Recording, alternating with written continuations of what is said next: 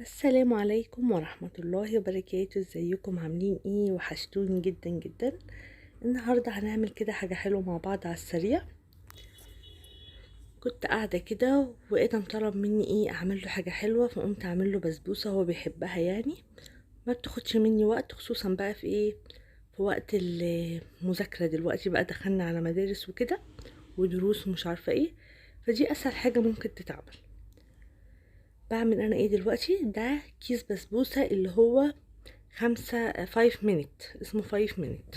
اوكي، اسهل كيس بسبوسة ممكن تجيبيه وتعمليه، ما بياخدش منك اي حاجة. بمعنى ان كيس البسبوسة ده بتحطي عليه معلقة سمنة او معلقتين سمنة كده كبار، تمام، وبتحطي عليه نص كوباية لبن. انتي بتحطي يعني السايل على قد ما يعني بتحبي قوام البسبوسة، فاهمين؟ هتشوفوها دلوقتي. بصوا، حطيت السمنة وبعد كده حطيت بقى ايه، اللبن كده من التلاجة عادي، تمام. لا، دفيته شوية عشان السمنة، رحت دفيته في الكنكة دي كده شوية على النار عشان السمنة، تمام. بس كده، هي دي البسبوسة، اسهل بسبوسة ممكن تعمليها.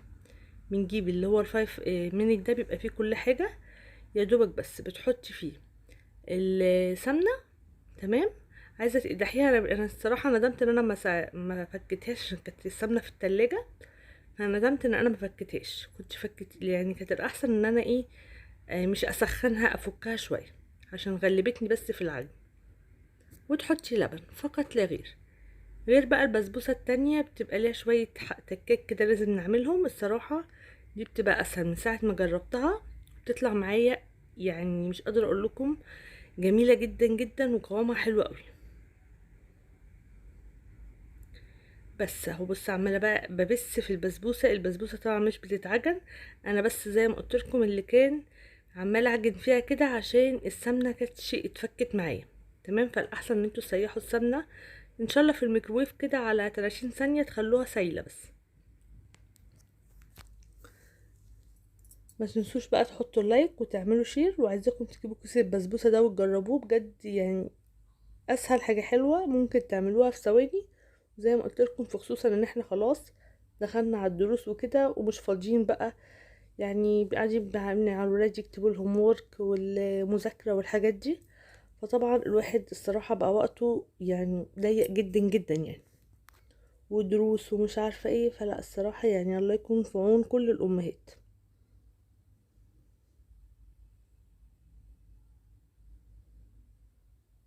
بصوا، حسيت ان هي لسه محتاجه حبه لبن. انا خلاص كل ده، انا كنت بعمل السمنه ان انا حطيتها يعني، استغبيت وحطيتها من غير ما اسيحها.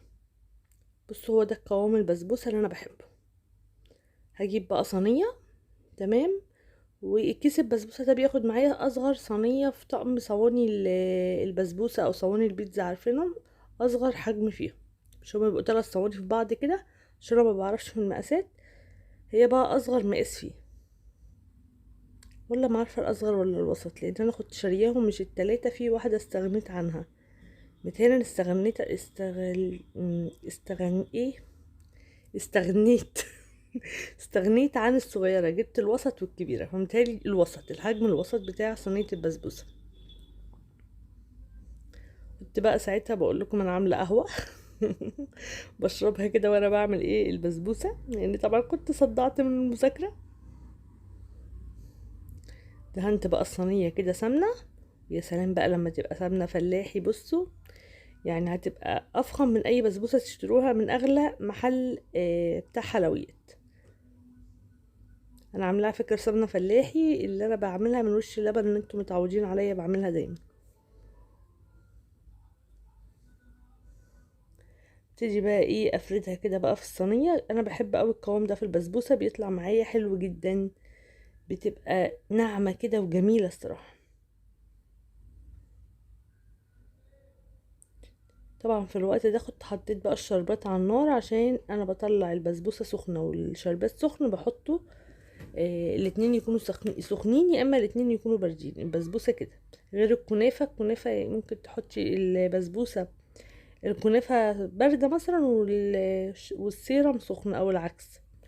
انما البسبوسه عايزه بيكونوا الاتنين سخنين عشان تطلع حلوه معاكي. بصوا قوامها حلو قوي زي ما انتم شايفين. وبصوا يعني الفيديو مش مجرياه معاكم ولا حاجه، فيعني عايزه اقول لكم ما بتاخدش وقت فعلا، 5 دقايق بتكوني عامله الحاجه الحلوه. ده انا كمان اللي غيبني فيها زي ما قلت لكم ان انا استغبيت وحطيت السمنه مجمده، فطبعا قعدت ابس فيها كتير، انما لو السمنه سايحه دي كده تقليبه واحده وخلاص على كده. جبت بقى شويه مكسرات عندي في التلاجة كده هبتدي احطهم. جبت بندق دي تشكيله كده عندي، بندق ولوز وعين جمل من رمضان والله اللي فات. آه بحطهم كده بحفظهم في درج التلاجة، بيقعدوا عندي يعني من رمضان لرمضان.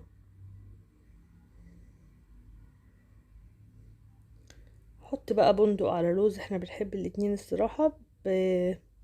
فبحط الاتنين. طبعا ما عندكيش ممكن تحطي سوداني، ما عندكيش ممكن تبقى بسبوسة سادة، عادي جدا يعني. اللي متوفر عندك حطيه، انا موجود عندي عشان كده حطيت، لكن كتير ما بيكونش موجود عندي فعادي ما بحطش.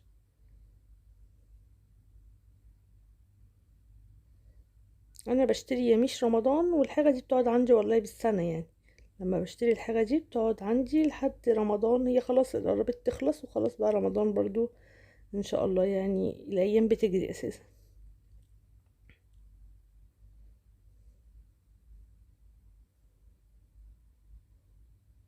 حطيت بقى جزء بندق كده على جزء لوز، مرضتش احط عين جمل عشان لا ما بتكونش حلوة بعين الجمل، هي عايزة لوز بندق سوداني. حطيتهم كده بشكل عشوائي ولا تزوق ولا حاجة، زي ما قلت لكم انا بعمل لهم الحاجة الحلوة اساسا وانا ايه في الانجاز عشان عايزة اروح نذاكر.